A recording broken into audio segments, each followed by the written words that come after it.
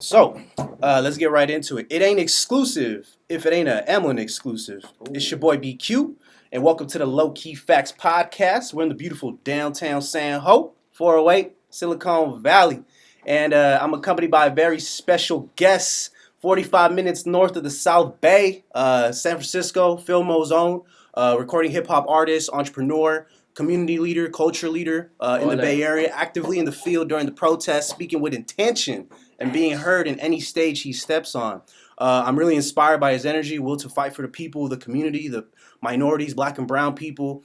He wears multiple hats as a hip hop artist, entrepreneur, founder of Hear Sound Change Records, actor featured on The Last Black Man in San Francisco, public speaker, community activist. I mean, the list goes on, man. Like, for the people that are already tuning in, they already know who this individual is, but I want to give a formal introduction to the one and only Gunna himself. I appreciate that. Add the Goes Global for the legal, you know what I mean, for the... Yes, sir. Yes, But sir. yeah, I appreciate that introduction, and I'm humbled to be here.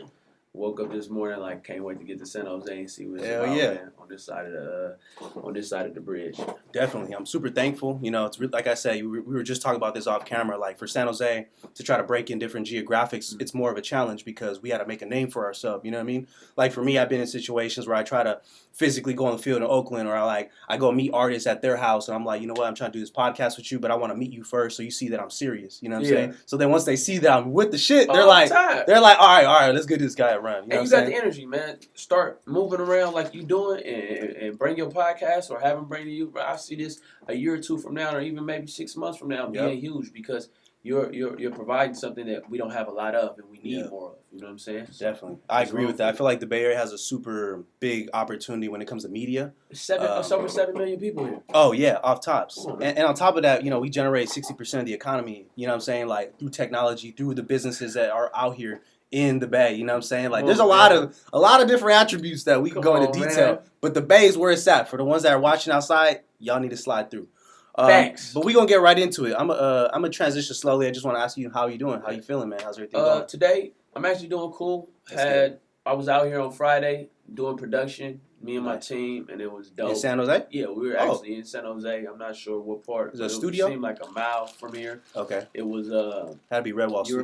You remember the name of the place? Stage 1 Creative. Stage 1 Creative. So okay. we was doing I gotta tap in with that. I never heard of them. Yeah, we was doing our thing there. Saturday was chill. Yesterday I organized a lot of stuff. So today had me some Jamba Juice. Hey, some water. Can't go wrong. I'm feeling cool, but I'm just ready for the world. That's what's up, man. I'm loving the energy, loving the vibes. How was the drive? Was it far? Quick? It was quick. It said we'd take 50 minutes. We got here in like 32, 33. Mm-hmm. You know what I'm saying? And I know I already asked you this, but I want people to see that you've been here in San Jose before. You mentioned you were here for a performance. It might have been Back Bar or something like that. Back Bar, there you go. That makes more sense. Back Bar is definitely the showcase, foundation for San Jose hip hop out here. Jay Stylin and you got Cuddy Banks. You got all these different rappers from all over that come there, and it's a small venue, but they get a lot of love. You know what I mean? Like, a lot of people come out. Definitely. So yeah, man. So before I go into the questions about your music, because I did do some research. I did have some questions I want to ask you about that. But before I transition to that, what does the work week look like for Gunna? Like, starting Monday, going through the week, like, how does it play out for you? As an entrepreneur, it's really nonstop. It's an extension. You know what I'm saying? So we're waking up in the morning early, going over things. You gotta have your to-do list. Mm-hmm. You're staying up in the middle of the night. You're taking naps. Shit like that, man. Yeah. As an entrepreneur, you wear so many hats until you become successful, and then you're able to outsource a lot of the things that you were doing to people who are capable of doing it. You know what I'm saying? So being on the grind like this, you got the music, you got the movies, you got the movement. Then I'm a father, and then just being in the hood or being around the hood, I should say, maneuvering. Yeah. So I still got a social life. So all these things just fluctuate, but it's dope, man. It's worth it. You know what I'm saying? Sweat equity is real. Yeah, I love that, sweat equity. I never said that, but the way you just said it right now, that's a proven thing. Everything you got percentage for, you work for that shit. And you mentioned being diverse. You know what I'm saying, in the sense of wearing multiple hats. You entrepreneur, but before you were an entrepreneur, well, I would say around the same time period, you got into music as an entrepreneur because. What I love about the Bay Area, which I always talk about, is the indie. You know what I'm saying? The independent hype. The culture of independent. Like, now in the mainstream, I've noticed it's like something that people are leaning towards now. Yeah. But it's always been a thing since like the Always, 80s, man. the 90s. Shout out to Too Short. Too Shout out Short. to E40. Shout out to JT the Bigger Figure, because those are 3 pioneers in the Bay Area that, got it indie, got it independent, got it out the mud. And shout out to Master P for coming here and be able to, take that to the next level, this whole independent grind, do for self. And he always gives his love back to the Bay Area every time he talks about where it started. Yeah. And, and some of the names that I'll mention too, because I wrote something saying Bay Area has pioneered the independent hustle. It has a feel way more common for artists to go indie now. And successful culture. Evidence shows from like Burner, E40, Jay Stylin, Too Short, Mozzie, Larry June, Little Reese produced it, and more. I mean, honestly, like there's a whole range of artists that go this route.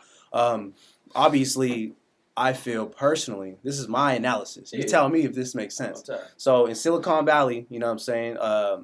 Some people consider San Francisco Silicon Valley. Some people won't. I don't know how you feel about it, whatever. Some people don't even go with that narrative because it's like, that's like tech. You feel me? It's not to really. Me, Silicon Valley is where we at. All of this region towards this way. All the way here, all the way there. Yeah, for sure. So when I think of San Francisco, I think of it as where people go after they become successful. Like that's where you have the storefront, or not the storefront. That's where you have your headquarters because it looks nice.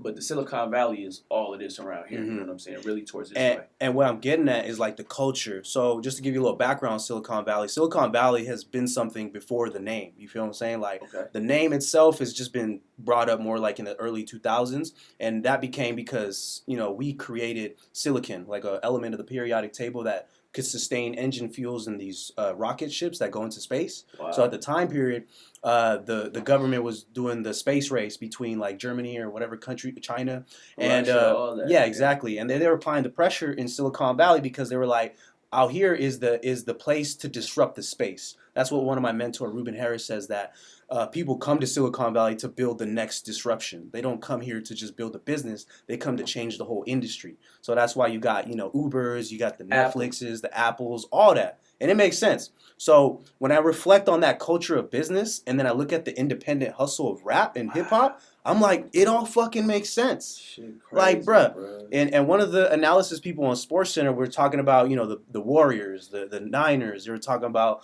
the Stanford. And they were just talking about the culture of the Bay Area is just more intellectually advanced compared to other geographics. Everywhere in the world. And people may not want to deal with it, but the Bay Area continues to change the world. You got to understand who comes from here. So for those who say, oh, no, listen, every Apple product, man, started in the mind of a man who was born in the Bay Area. You understand what I'm saying? When it comes to this independent, when you look at the empire distribution, that's the Bay Area. You understand what I'm saying? Yeah, that's big too. When you look at Mac Dre, that's the Bay Area, and whether people realize it or not, his image, his likeness is still being to this day. People are still chipping at it. When you see anybody wearing Vans that come from Mac Dre, and he wasn't on no skateboard shit. He was on some super peasy, super player stuff. Mac Dre was about 20 years ahead of the game. For sure. When you look at Tupac, he was born in the East Coast, but he got his game, his ideology, his flavor, and his style from Oakland, California. For sure. You understand what I'm saying? That's what he said. If I was to claim anywhere, I would claim Oakland. So whenever you see Tupac, anybody influenced by Tupac, that come from the Bay Area. So, got to keep some respect on the Bay. Yeah. Definitely. And that's why I'm like getting at, because I'm just like, because I feel like, living out here, you get a taste of both worlds. You get the urban culture, you got people that are hip hop fanatics, you get all of that. And then you also come across some people that don't look traditionally like hip hop fanatics, but they're like business owners, they're entrepreneurs, they're CEOs, they work in tech. And I'm like, I'll have dialogue exchanges with these people, and I talk about the influence of hip hop, and they're like, I never knew it like that. You know what I mean? And they'll shed some light on some game about technology that I didn't even know, that makes me think like it makes sense why this is the future LA. I don't want to say the future LA. I want to say more like the future hub. Because the future hub. The Bay, I feel like, is New York, is LA, it's Atlanta, it's all that put in one. But since that's so much, it's like a gumbo. It's coming together. Yeah. People may say, some gumbo. Well, what do you mean by that? Yeah. I feel like it's bits and pieces from those places that are already here. Yeah. So I don't mean like in their image, like copying them. I mean, the Bay been on fire, but when you're independent and you don't have an industry, it takes longer for it to be exposed. So let me bring clarity to that. This is why people from all over the country come to the Bay, and then they take it back to where they where they at, and then they apply it to whatever they got going on. So the Beters decade is going to be a huge renaissance. It's going to be the biggest decade for artists. It's going to be the biggest decade for entertainers. It's going to be the biggest decade for fashion, merch, and everything that you can think of. We finna experience our biggest decade to date. I agree with that. I feel like I've been seeing it happen slowly these last couple of years, from the music scene to the media, just everything. You know what I'm saying? And I feel like LA has always been that foundational spot for people. You got Hollywood. They're like, oh, you know what? If I gotta do this, if I gotta build this business, I gotta go to LA. Like because that's always the business in the industry has always been there. Yeah. One thing about LA, this is old money, and these are old infrastructures that have been extremely successful. Yeah. So if it's not broke, you don't have to fix it. Yeah. If they've already got Hollywood there and they're putting out movies for the entire world, that's going to be successful. Mm-hmm. So once they transition, just like we were talking about the headquarters, this is the Silicon Valley, but we have headquarters in San Francisco. Yep. No different than LA. Yeah. All right, we in Hollywood, but we want something in downtown LA. You feel what I'm saying? Yeah. So LA has, and it's always been friendly, because when you think of movies, I'm not talking about friendly as far as I'm not talking about Compton and South Central and Watts and stuff like that. Yeah. I'm talking about specifically Hollywood. You know what I'm saying? Yeah. It's been welcoming. Mm-hmm. It welcomes talent. Mm-hmm. So they're a global recruiter. People from all over the planet have literally gone to Hollywood, to LA to pursue their dreams. So that's gonna make you stand out from everywhere within itself. Just like here, when you come when it comes to tech, people come from all over to what you said. Disrupt the motherfucker. They really come out here to change some shit. And so let me ask you a question about that, because Hollywood does have a foundation that is successful and is welcoming. But now with today's era, where the mediums have changed, where now you can legitimately orchestrate your audience the same way CNN does with their audience, for example. Yeah. So do you feel like it makes sense for someone from the Bay Area, like in this scenario, to go pursue something? Nah. You feel like it would make more sense to take control of it themselves? Get it popping here, get it popping wherever you at, then go to LA. I feel like you're going to get a lot further out there when you got something to offer and some leverage.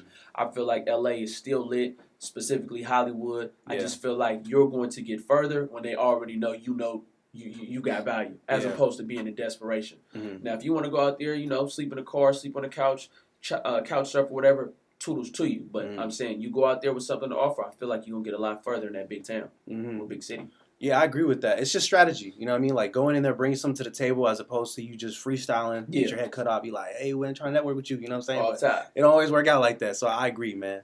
So let's transition this, man. A little segue, you know what I'm saying? So for the music, I know you got a project that you've put out in the past, The Committee Volume 1. So I was doing my research into that. Great music, by the way. 100 Bodies, another song produced by Lit T. Sherm. Did I pronounce that right? Lit T. Sherm. And one of the songs that I wanted to point out was Gunnafornia. Did I pronounce it correctly? And in the beginning of the video, you I don't know if that was one of your relatives or your family member or something, but you were like just chopping it up, and then the video song. But I hella recognized the accent right in the beginning. Mistake me if I'm wrong. Was he Central American? Yeah, he's from Honduras. See, I knew it. My family, they got from us. So Volume 1, I think, was 2015. Recently, I put out No Limit. 100 Bodies was actually with me and my brother from the block, Body. Shout out to Body, man. That song meant a lot. But back to what you were saying in the video, that was my cousin Kareem. So he's from Honduras. My whole paternal side is from Honduras, so that's why we was chopping it up in Spanish and doing our thing. That was fire for sure. And we'll get into that right now too. And another question I have is, because that's where I mentioned that you came into the game as an entrepreneur and as an artist, because we were talking about the independent hype, and as opposed to like you trying to cater to these labels, you created your own. So tell me a little bit about what was the goal with that. And with your homies D-Mac and Nature? That's on over with. So D-Mac is incarcerated Nature doing this thing. So originally it was HSC Music Group. So HSC Music Group was founded in the 2000s. I was incarcerated in 2011. I was released in 2014. And around then is when I came up with Hear Sound Change Records. Right now, our goal is to be successful. Our goal is to break in, not be mainstream, but have mainstream numbers. I would say it's been a transitional period between 2016 and 2018. It was a lot of, I would say, a lot of changes to the roster. And then 2019, the movie came out, and that kind of like took my focus not away from the music, but I had to focus on the movie. Yeah. And then right now we got a whole bunch of music from the drop. You know what I'm saying? So I know. I just seen on your Instagram that you was in the green screen. Yeah, you know, you had the whole. I'm I see you working, man. I love following your content, bro, because you appreciate just constantly posting. Like, it. you don't give a fuck, bro. You just be going. Like, I fuck with that energy, bro, because I feel like sometimes you gotta be radical. You know what I'm saying? Because like you got to, because people ain't listening. Like sometimes they listening, but they're not hearing you. They be too conservative with this shit, and when you do that one post a month, one album every 3 years, all that type of shit, like it just don't work out good for you, especially in the time of instant gratification. And social media is like TV. You can't post, you can't have a news segment once a month or once a week. That shit ain't gonna work. It's not the same no more. I think podcast is a lot different because you can listen to the audio and you can watch the visual, but consistency is key, and you can also break it down. But on my page, we cleaned everything up, I would say, earlier this year, and I was like, man, I'm gonna post occasionally. Yeah. And unfortunately, some things happen socially, and I was just like, fuck it, man. I'm posting any and everything. I don't care what the flow is on my page. It's on the flow. If you fuck with me, fuck with me. If not, keep it lit. Just go. You feel me? Because that's another thing. We try to impress people who don't mess with us anyway. So just wing all them out, man. Get them out the way. So what was one of the biggest challenges, like doing this, like building the music and creating the catalog and doing all the things that come with it? You know what I'm saying? Since 2000, the losses, bro. You know, you gotta understand the majority of people I come in the game with got killed. You know what I'm saying? The majority of my friends are in prison right now fighting appeals with life sentence. I've reinvented myself 3 or 4 times, and the hardest part about it is knowing that you're talented and also being in the region, but refusing to compromise and sell your soul. So to keep that fresh approach and not be broken by life. The Bay, I say this to anybody, we're the most talented region on earth. But the majority of us, you got to deal with depression, you got to deal with death, you got to deal with incarceration, you got to deal with poverty, you got to deal with racism, and I'm talking about specifically hip-hop artists. Then you got to deal with real life. It's a lot of these dudes, man, they're dope as fuck, and I came in the game with them, but right now they're no more to be found, or they're so beat up from life that I don't know what's going to happen to them. So the hardest part, blood, is literally waking up every day and not internalizing my losses. You know what I'm saying? Not internalizing it, not blaming blaming other people, but taking responsibility for what I did right and what I did wrong. Like there's 2 points in my career that I feel I would have already been where I wanted to be had I made a different decision. Would I redo it if I could? I wouldn't, because I wouldn't be who I am today. But that is the biggest part here when you holding on to the equity in your dreams. That is the biggest part here when you not being a scumbag and doing the shady shit that people do because, oh, that's going to be my opportunity. I believe that opportunities are created. Like right now, if some people, what deters artists? Because remember this, artists are sensitive about their shit. So when you see artists fall off, usually ain't because of talent leaves, it's because their minds start playing tricks on them. I don't got a #1 album. I don't got a #1 single. Oh, they didn't like this post. Because now social media, the analytics, it's like it's a micro analyzation of everything. Before, you just went to the shows or you dropped the project. Now this, oh, bro, they didn't give me that many views on the first day. Oh, bro, they didn't like too many. They didn't like the picture. Oh, they not sharing my shit. Listen, you gotta block all of that shit out. So the hardest part for me has, I would say, also understanding that I can't bring everybody with me, and I can't save anybody that don't want to save themselves. I have to focus on me. The last 2 years I've done that, and I've seen my music, I've seen my life, I've seen my career and my existence flourish like never before last decade. Because the first decade was lit. I came in the game with MySpace, bro. Doing 2-3 shows a week, band here, 500 here, 1,200 here. I'm talking about way back then. Like the shit was lit where blowing up from the Bay wasn't even feasible unless you had an E40 Too Short or like a San Quinn. One of those big cosigns. Cosigns. You know, it wasn't even feasible thinking it. So last decade showed me a lot, but also understanding that you can have plans, but sometimes the things that you pray for will take a lot longer because the magnitude of it. So hindsight, I'd be like, damn, bro, this is what I asked for. But in that moment when I was asking for it, I'm thinking it was gonna be, nah, it ain't like that, bro. It's one of the things I take away the most from what you just talked about is the psychological warfare. You know what I mean? Like the mental health aspect of a creator. You know what I'm saying? Because as an artist, I think Kanye West tweeted, "Artists are founders," or "Founders are artists." I forgot what he had worded it as, but it's a real thing. Like I even catch myself doubting myself. Like you said, you broke it down so thoroughly, saying the micro analytics, like that's so irrelevant. At the end of the day, it's like some of it ain't even like enough to have real constructive feedback. You know, what I'm didn't saying? exist 10 years ago. Yeah, so you care about some shit that's new, and what does it matter? How many likes did Michael Jackson get for Thriller before it dropped? Man, 0. Yeah, like come on, man. If you were to measure that shit would be off the charts, though. Michael Jackson was one of a kind, man. You got Jesus Christ, you got Michael Jackson. I tell people that all the time. There's nobody as popular, nobody as notable as Jesus and Michael Jackson, bro. Anywhere you go in the world, there's children right now. He's been dead since 2009. They love Michael Jackson. Yeah, Michael Jackson went down one of the greatest of all time. And even the fact that his name is still popping up time to time on some serious levels. I mean, people try to destroy Michael Jackson's image, and then when you have the people who they say he mistreated or molested coming forward and saying, "Nah, my parents coerced me to saying this. Why don't y'all talk about that?"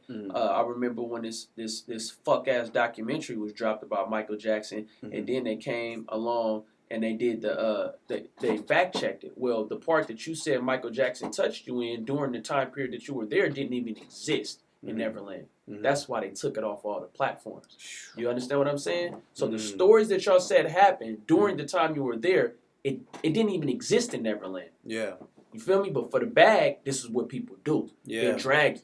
I believe You feel me? So shout out to Michael Jackson. Always stood with him. And I'm going to continue to stand with MJ. You feel me? Yeah, my dad loved Michael Jackson growing up. You slapped that shit. I heard every track, you know what I'm saying? So I definitely had that growing up. Yeah, and put some respect on his fucking name and issue them public apologies.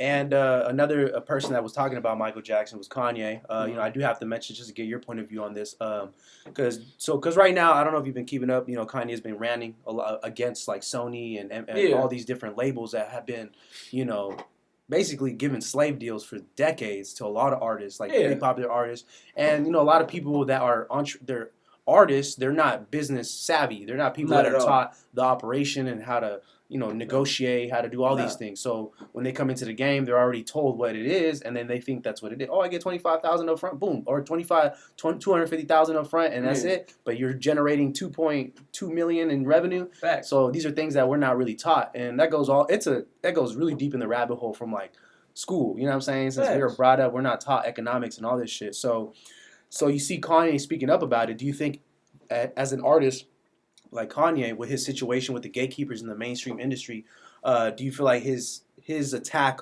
against them will impact anything positive change for systemic racism? Because technically that is systemic in that industry. So would that influence more change, do you feel? I don't feel like he's I don't feel like he's ranting, and I don't feel like he's attacking them. I feel like he's just enlightening the masses. When it comes to the music industry and when it comes to entertainment in general, it's really about taking advantage of people for the most part, and that's just based on if you listen to the successful people. Yeah. Then you have, let's play devil as advocate. Was your fault? You need to know this. Well, if I can barely read and I barely understand, you're right. But at the same time, if we're doing business, I'm assuming if this phone costs $1,000 and I pull out $10,000 and I hand you $10,000, I will hope you'll be like, oh, here goes $9,000. Only costs $1,000. So however you want to look at it, and this goes back in a little bit deeper. Let's go back to slavery. There's people who say, oh, Africans sold Africans. And as I say, well, who the fuck buys humans?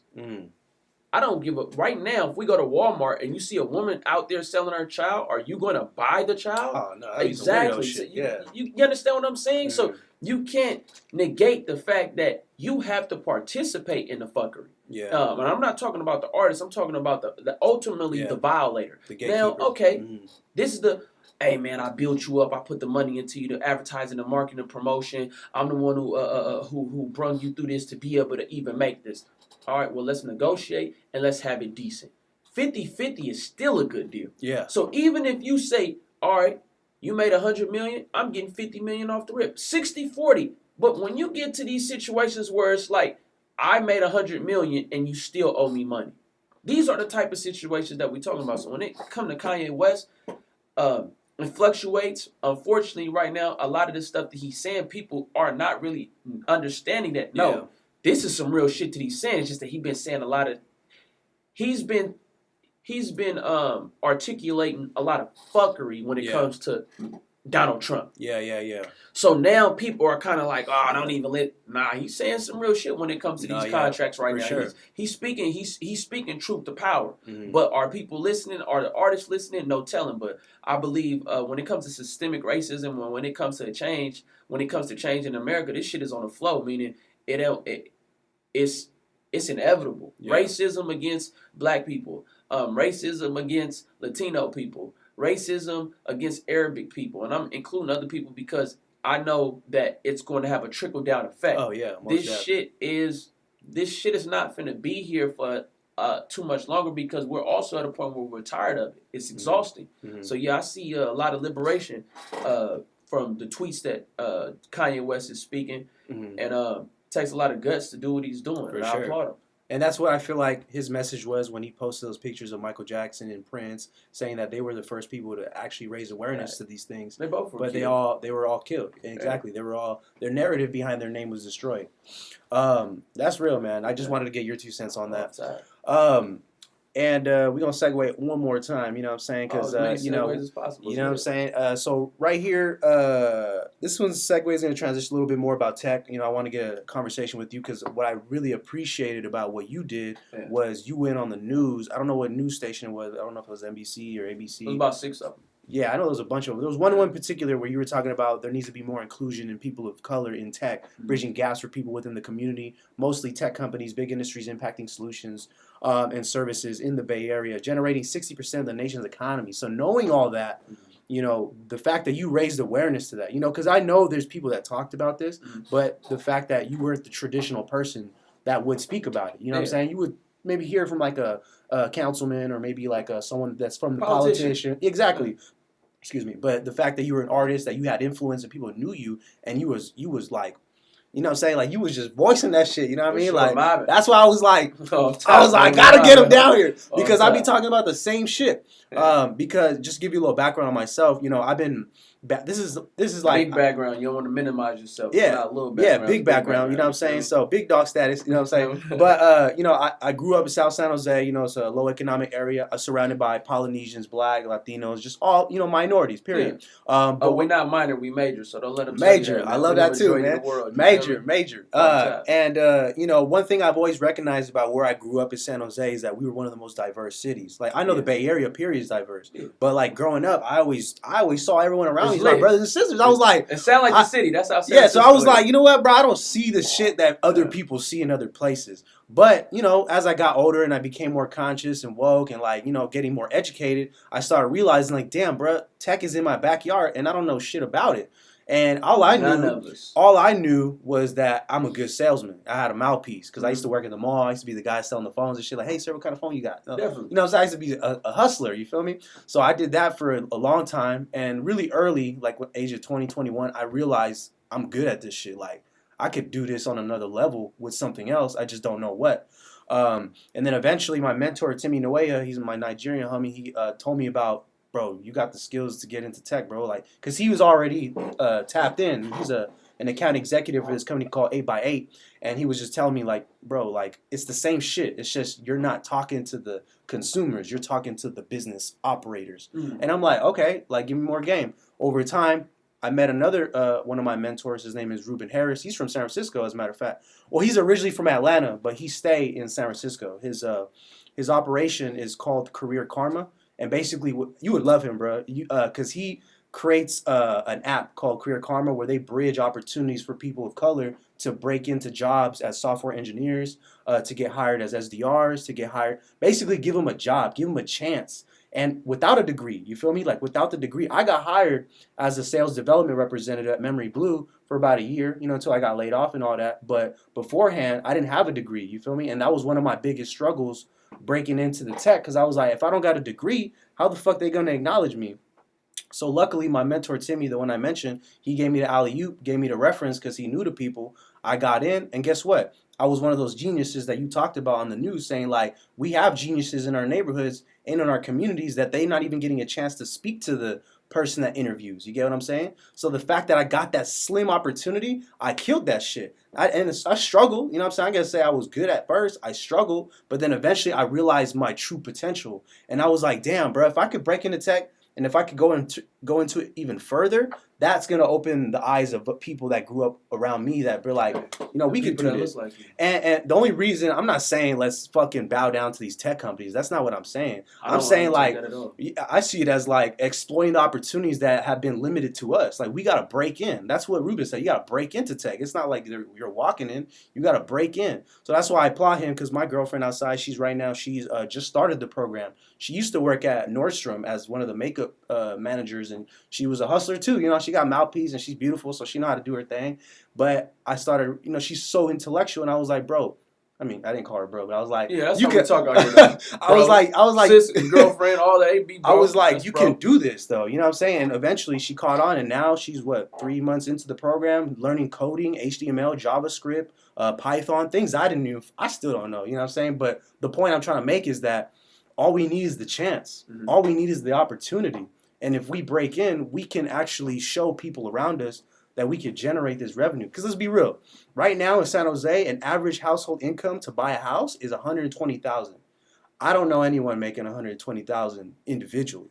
That's as a couple. Like I know people that as a couple barely make 80, maybe 70. So the fact that the margin is that high and there's no jobs that pay that, unless you're in tech, mm-hmm. and then the tech don't even open the door. Yeah. It's like, how do you expect that formula to be successful? Equity, access, and it has to be deliberate. The same way we've been negatively impacted and negatively, I would say, inadvertently discriminated against, tech has to take responsibility for that. So having programs, making it accessible, and understanding that the peak of tech tech is still in its infancy stage. For sure. So these tech companies, I'm talking about specifically when it comes to YouTube, Facebook, Apple, you guys they need to reach out to those of us who are in the community to get more people involved so that more money can circulate in different communities so that we can ultimately eradicate poverty, so that we can enrich these schools, especially financially, public schools that are financially underfunded.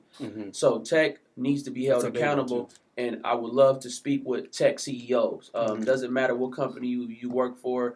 In the Bay Area, I would love representatives to reach out. I would love to have a line of communication so that we can speak about tangible relief when it comes to systemic racism and also getting tech involved. Because right now, if tech is the future, as I always say, if tech is the future, then the absence of black faces in tech spaces is a crime within itself. Yep. You can't continue to, you can't say we're liberal, you can't say we're progressive, you can't say all of these things and Black Lives Matter, but then when I go in there, it looks like a Ku Klux Klan convention. You know what I'm saying? I need to, real talk. That's real. And also the culture, and I'm not saying that you have to do quote unquote what black people do. Man, stop looking at people, the color of their skin, as something negative, and understand that it's an asset. I don't care what it is. If I've got Asians around me, Latinos around me, Europeans around me, Arabs around me, Indians around me, natives around me, you got to understand everybody's going to bring different flavor to the company the organization that I have, depending on what it is, especially if it's a public entity. Now, right now, you being Nicaraguense, if you want to have a Nicaraguense organization, that's dope. If it's appealing specifically to the Nicaraguense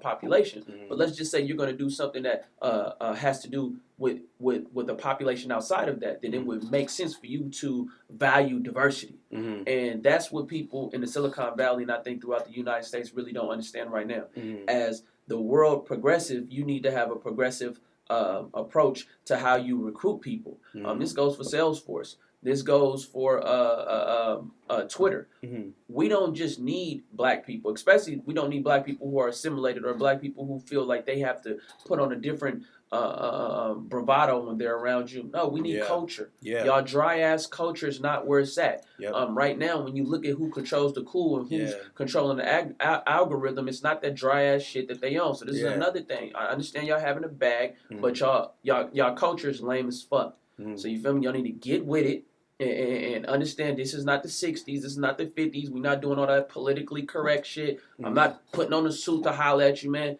Come pull up. You feel me? You good where I'm at.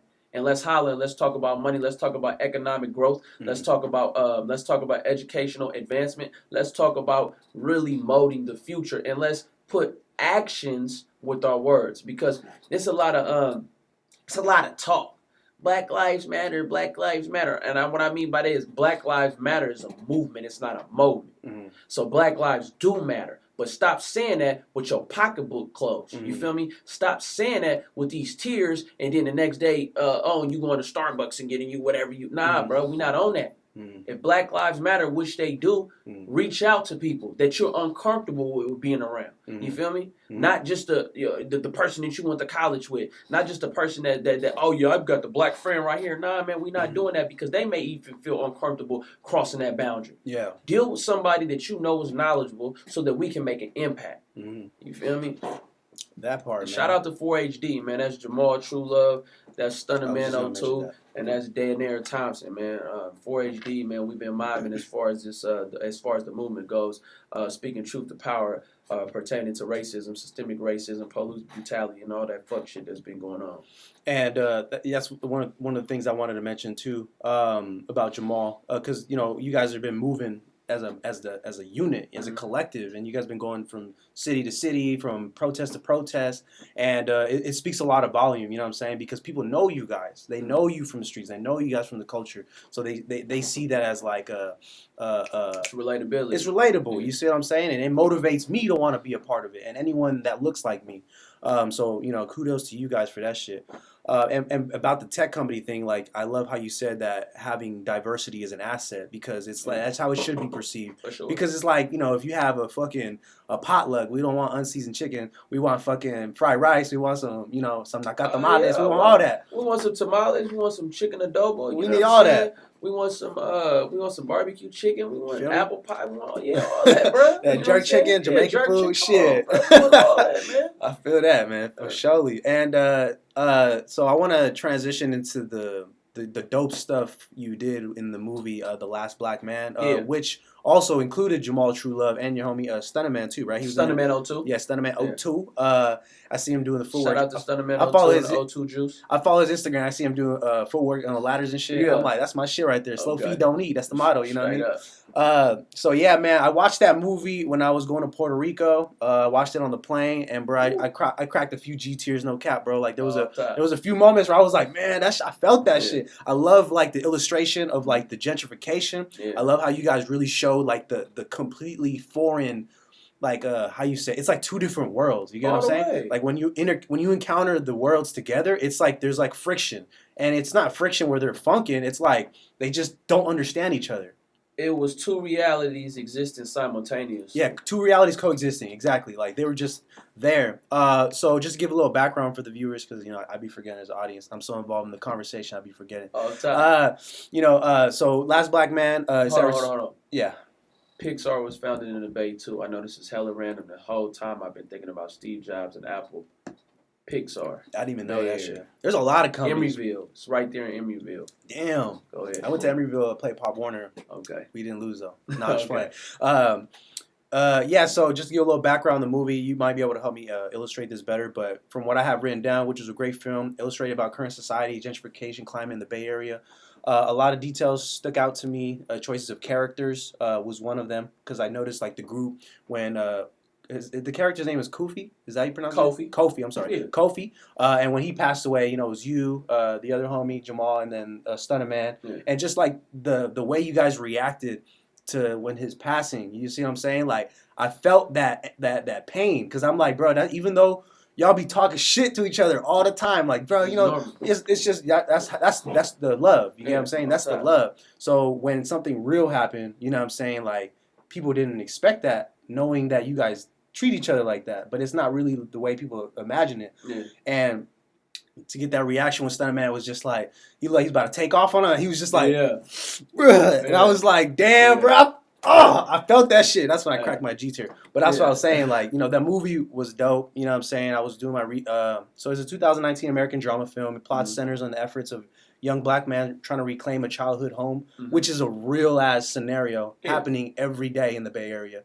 Even in San Jose, a lot of people in San Jose. San Jose is in the Bay Area. Yeah, that part, South Bay. It's every time you watch the news, it says San Francisco, Oakland, San Jose. Don't tell me it don't. That's a fact. And a lot of the biggest Bay Area tracks that have been monumental in history are produced by Traxamillion, who's from 7th Street, South San Jose. So people didn't know that. That's that part.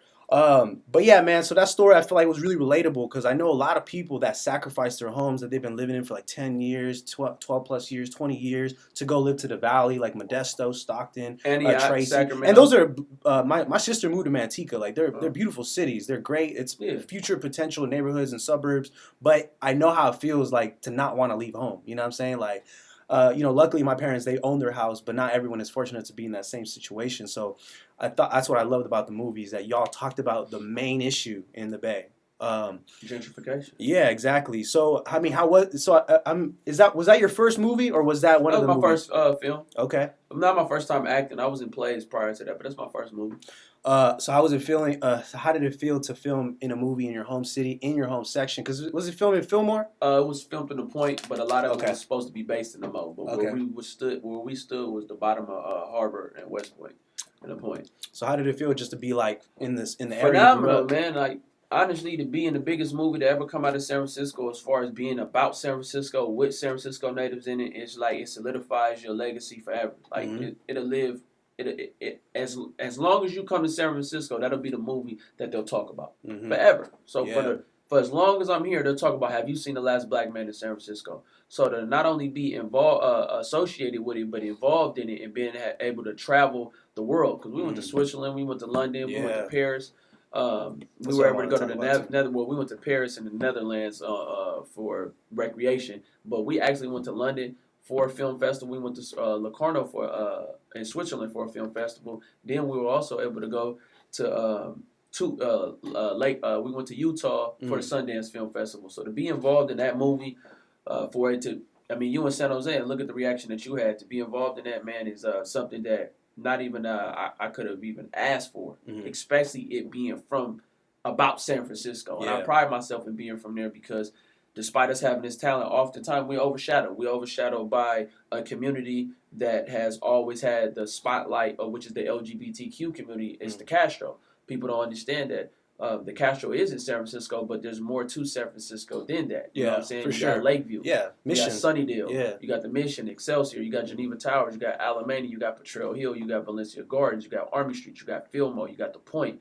And any other neighborhoods that I didn't mention, my bad, you got North Beach, you know what I'm saying? So San Francisco has a huge, like our black culture there. Like, look at our rappers, you know what I'm saying? From the Messy Mars to the San Queens to the Cool Nuts to the JT, the Bigger Figures. And this is just me going back then, the RBL Posse. These are all people who have made significant contributions, Rapping Forte, to not only just Bay Area music, but world hip hop, the world of hip hop, because one of Tupac's greatest songs is called "Only God Can Judge Me." Yeah, Rapping Forte is from Fillmoe. You understand what I'm saying? He is on that song. So every time you hear a person talk about "Only God Can Judge Me," that's somebody from Fillmoe, and that's Tupac on there. So legends. Being involved in a movie, it was humbling. You know, Danny Glover is one of the GOATs when it comes to this acting shit, and a pioneer in our city as far as showing us what we can do. So to be in that movie with him, growing up, you know, watching Mike Epps, watching Tashina Arnold on Martin, Jonathan Majors, Jimmy Fell, shout out to Joe, who is the director and writer, along with Joe and Jimmy, shout out to them, shout out the whole cast, the whole crew. Everybody was just dope. Shout out to my boy. No, not my boy. Shout out to the OG, man. What's the OG? Rob Morgan, man. I won't forget it again, man. That was one of the most humblest experiences, though, on it. Being next to that living legend, being next to that OG. And the whole time I didn't even know it was him. But he gave me so much information, so much game, and we just talk. And for him to have that approach, and then to later on find out who he was, man, that was the church scene. That was not the church scene. That was the funeral scene, man. I'll never forget that, because that man, that humility and the respect and the information he gave me, man, that was definitely a game changer on how to always treat people. You know what I'm saying? No matter who you are. You know what I'm saying? Like that was really dope. Like he was so down to earth. I was like, yeah, I like that. I love meeting down to earth people, man. That shit just like it makes the work that you're doing just make it so much more fulfilling. You know what I'm saying?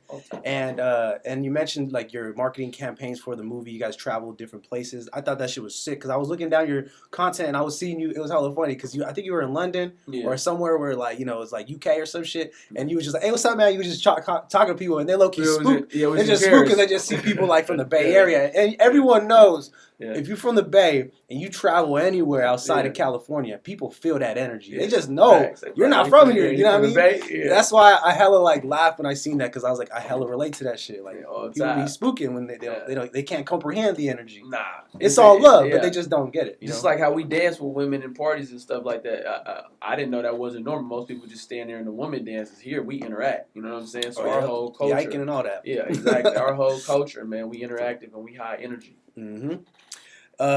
Yeah, man. So, the movie you filmed was filmed 2 years ago or a year? 2018 and it dropped 2019. There you go. Yeah, so when I seen it on the plane, I was watching it and I was telling my girls like, bro, we gotta watch this shit again when we get back to the house. Because the movie, you get the little headphones in the plane. Yeah, it's something you watch like 3 or 4 times and really dissect because there's a multitude of things going on. There was a lot of illustration and there was a lot of things that they were highlighting. So I'm glad we were able to talk about that because I'm a fan of that movie. So for surely. All top. Shout out to A24 and Plan B. What was one of your favorite places traveling for promoting that movie? London, hands down. Being in London, Switzerland had the best food, but being in London, it reminded me of the city, and it reminded me of New York. So you know what I'm saying. It was, and it wasn't a language barrier. So you know what I'm saying. It was lit. There was some language barriers in other places. I mean, yeah. Once you go to Switzerland, once you go to Paris, once you go to the Netherlands and stuff like that. Don't get me wrong. Out there, majority of people speak like 3 to 6 languages and stuff. But in London, we didn't have to ask for an interpreter anywhere. We could read the signs. We could, we was able to get around. Yeah. And so it was just lit from the parties to the what do they call it? Not the underground, not the subway. What is it called? Oh, man. But you can travel underground dang near anywhere in the parts of London we was in. So London was just lit.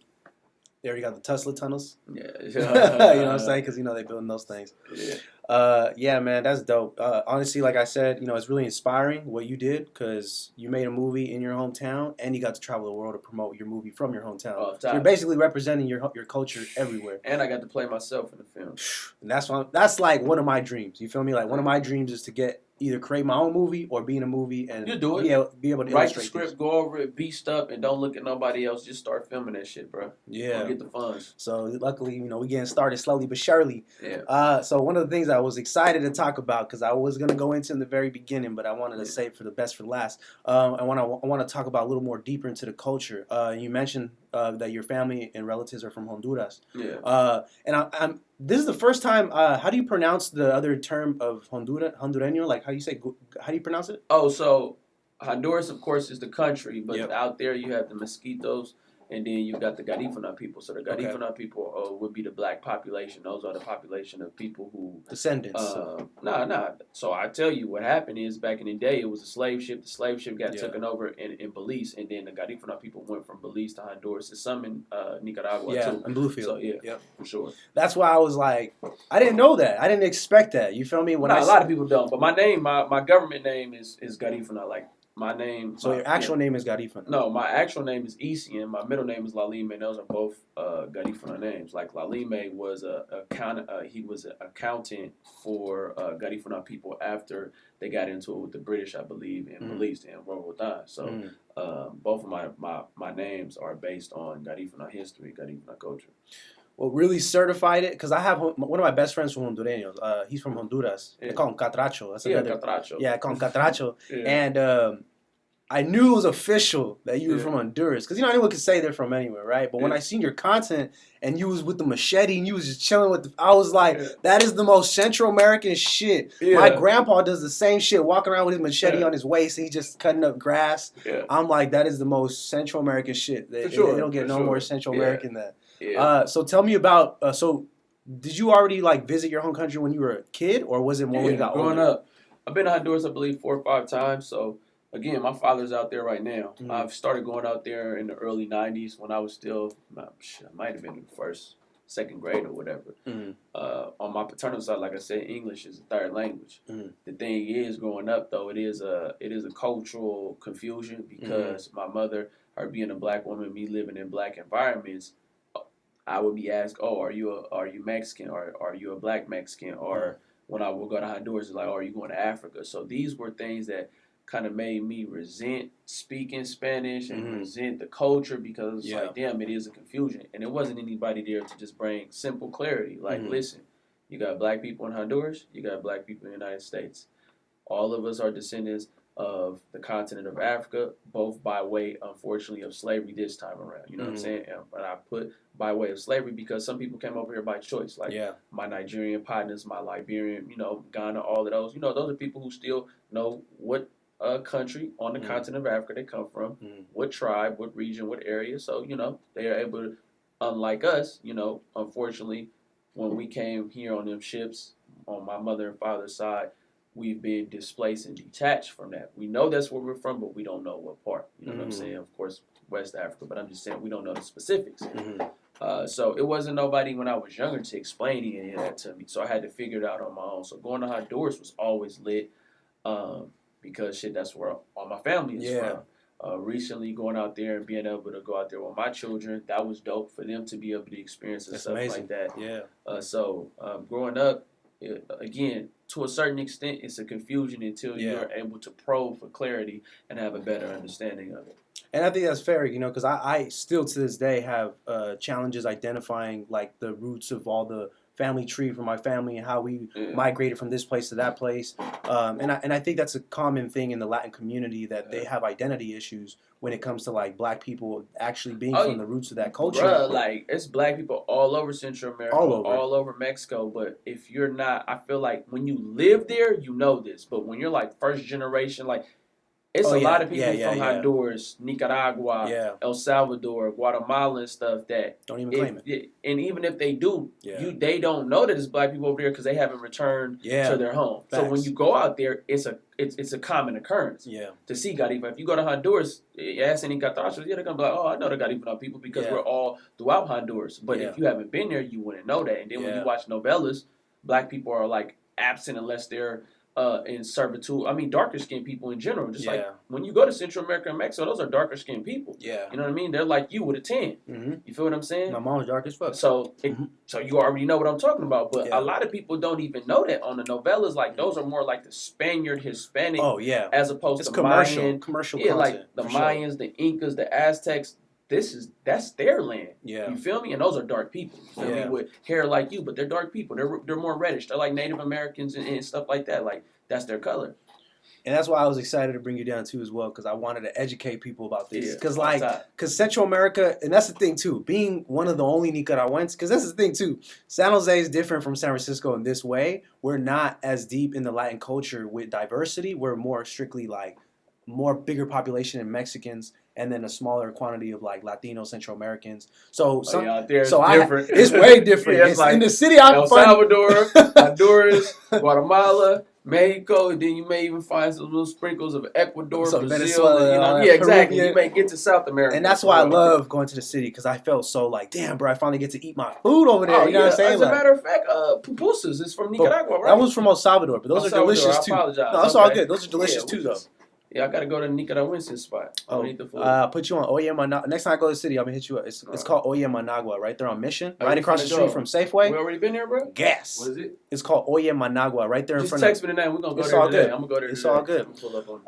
But yeah, the reason I was excited to talk to you about this is because when I was younger, as a kid, I was prideful being from Nicaragua. I was like, oh, I'm 100%. My mom and dad are Nicaraguense. I go to the home country to visit. So when I came back, it was low key like I'm not gonna lie. In the beginning, the kids would low key like pick on me because I'm not Mexican, or like I didn't relate with some of the things that they would talk about. So it was like a sensitive topic sometimes. You know what I mean? Because sometimes people would misconstrue my pride as like me hating or me being what's it called, racist towards my own Latin people. Nah, like pride is big when you get outside the United States. I mean, it's big in the U.S., but pride is big. If you go to any country, any continent, we're tribal. Like that's just what it is, bro. That pride be real. Like soccer shows you a lot if you want to know about Central America, South America, and Mexico. And the pride has nothing to do with where you from. It's just I'm representing it. So it's like football or basketball on steroids. Yeah. It has nothing to do with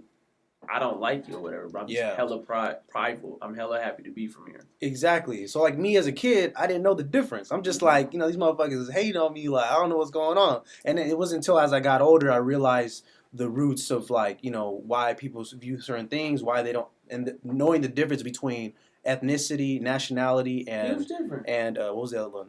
Ethnicity, nationality, and race. Yeah, there's a difference between all three of them: Latino, Nicaragüense, and Hispanic. Like there's all types of ways of identifying your culture.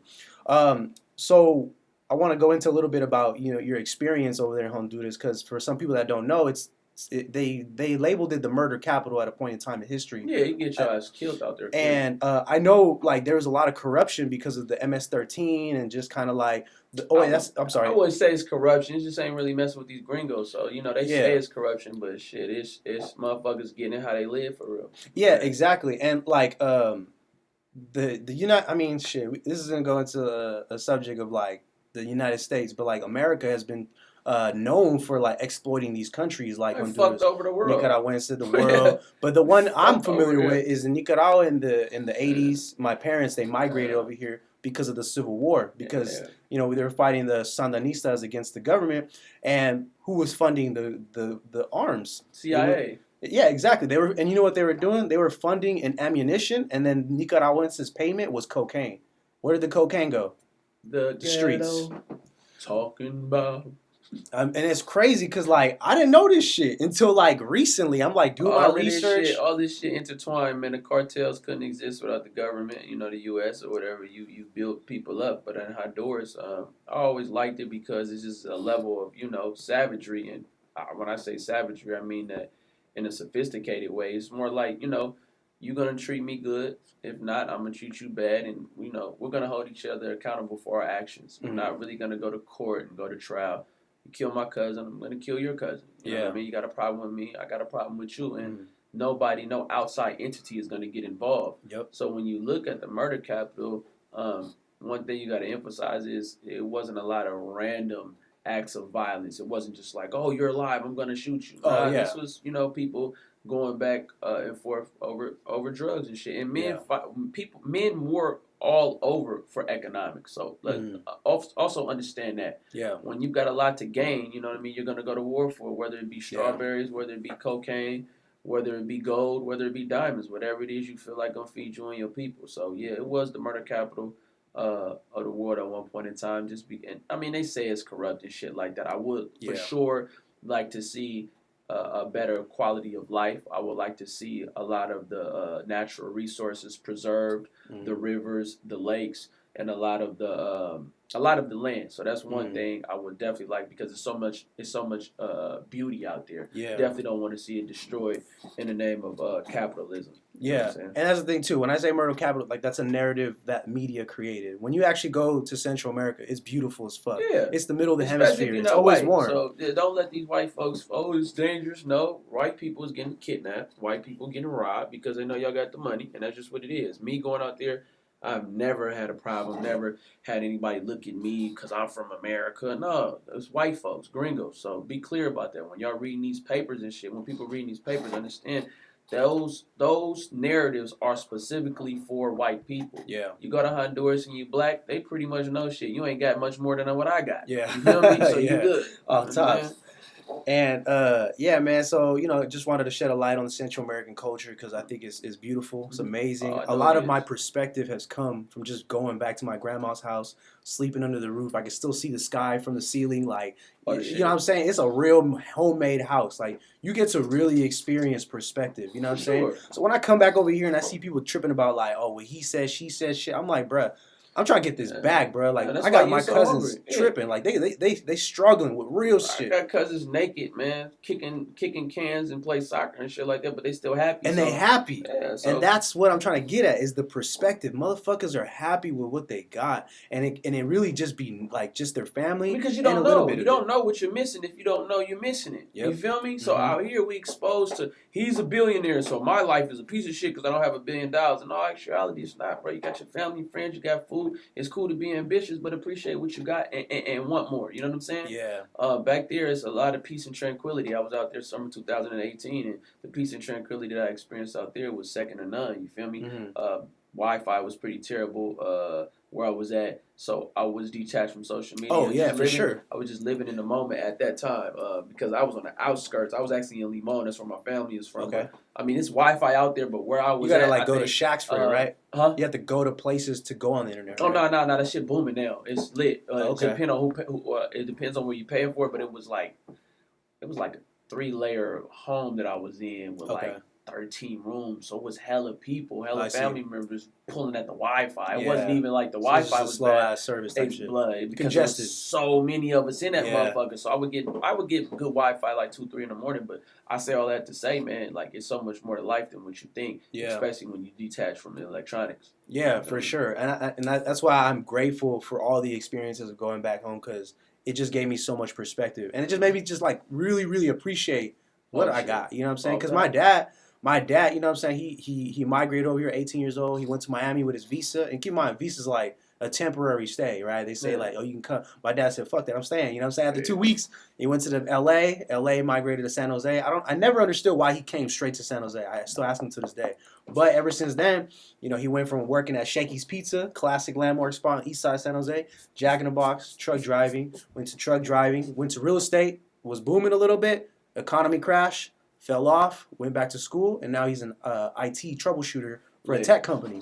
So I'm like, so when I see what and Big Sean said this in the song with Nipsey, he said, you guys are banging blocks that you don't even own, but if you understood the roots of your family, you would know how much farther you would take it. So the fact that I know where my dad came from and what he had done, it just motivates me more to go even further. Because I'm like, if I can show him that I can double what he did, he's gonna know his sacrifice was worth it. You feel me? So that's why when I do this shit, I tell my mom, because sometimes, you know, when you have Latino parents that are immigrants or immigrant parents, their perspective is like, you got to go to school, you got to get this, be successful. That's all they know. So when they see this shit, it confuses them. They're like, what are you doing? ¿Qué estás haciendo? No te entiendo qué estás haciendo. You know what I'm saying? Like, you know what I'm saying? And they always asking how much it pays. Like, so whatever it is, you already know. Oh yeah, I'm gonna be looking at the sky. How much does it pay? $60. Oh good, you know, it's lit. You know what I mean? That's so real though. So that's the only thing they want to know is how much does it pay an hour? Like literally, and they'll call you with new information. Like, you should go drive helicopters because it drives makes this. Whatever it is you can think of, they're always pushing you towards that. They never ask you, what do you want to be? It's like, this makes this much money, so do it. Yeah. And sometimes those culture divides too. It can be friction sometimes if they don't understand your goal. Like for this, like when I try to explain them what I'm doing, like they don't understand because they don't all they know is get this bag and pay, take care of the family. They don't understand monetization of content on YouTube. The evolution of economics. It's hard to explain any of this to anybody because it's only really 5 years old. Yeah. Monetization of content and your likeness at your own discretion and shit is all 5 years, bro. Yeah. This is really a golden era right now. Literally, like, 5 years. So how can you explain this to the average person doesn't understand any of it. No, that's real, man. But, yeah, man, super grateful to have this conversation. You know what I'm saying? Just super happy you guys came down. I know it was a big commute and shit, but glad y'all came through. I'm going to give an opportunity for you to, you know, because right now I like to always give different inputs from the guests to the audience, because there's a lot of people that consume this content that are from the South Bay. I got some viewers in New York, you know, San Francisco, Oakland, all different parts of the city and all over, right? But these are all individuals that are inspired. You know what I'm saying? These are all people that are like, I want to fucking get better. I want to get to that next level. I want to get an interview. I want to do whatever the fuck they want to do. Yeah. And a lot of the times they look just like us, but they're just in that point where they're like, I don't know how to go forward. I don't know how to get closer to my goal. What would be some advice you would tell that individual that is listening to this right now and they just need that one message that's going to click for them? Do not internalize your losses or other people's failures.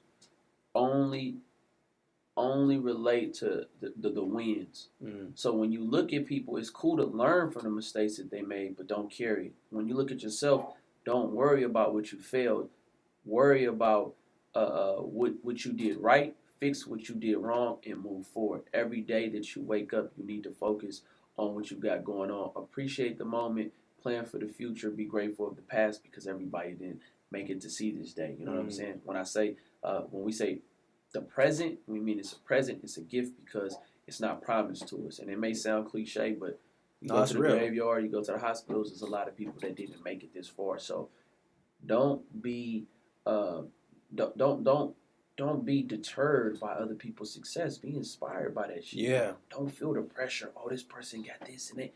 Be inspired. Like, if they can do it, I can do it. If I can see it, I can be it. And don't be afraid to cut people off that don't align with what you got going on. I'm not saying if I play basketball, you got to play basketball. I'm just saying just don't distract me.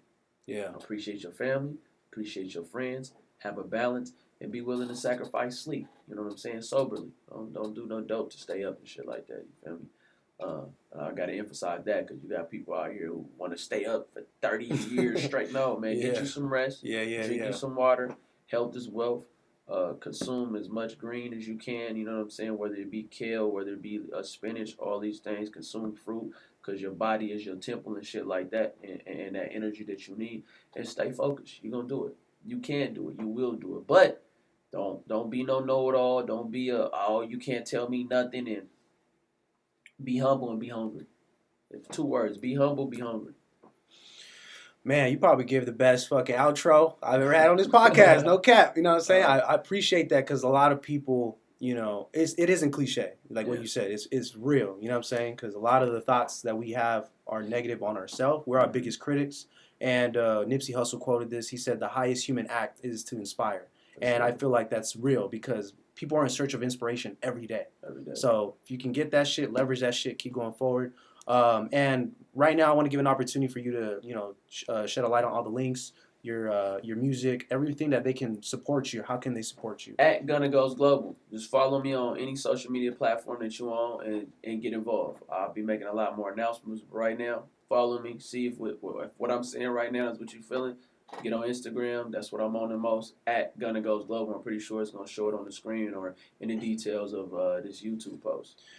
And, you know what I'm saying? Make sure y'all give them a follow. Go on the top right of the page. Click the little 3 dots. Turn on post notifications. Because if anyone's post is worth keeping up with, it's my man's right here. He's definitely giving that quality content. He's raising awareness to real social situations and giving resources and shedding a light on all the positive shit going on in the section of the city. So once again, thank you so much for coming down. I'm going to go ahead and conclude this podcast. I'm so grateful for you guys to come down. This is the Low Key Facts Podcast. It ain't exclusive if it ain't an EMLN Exclusive. It's your boy BQ and the homie Gunna. And we out.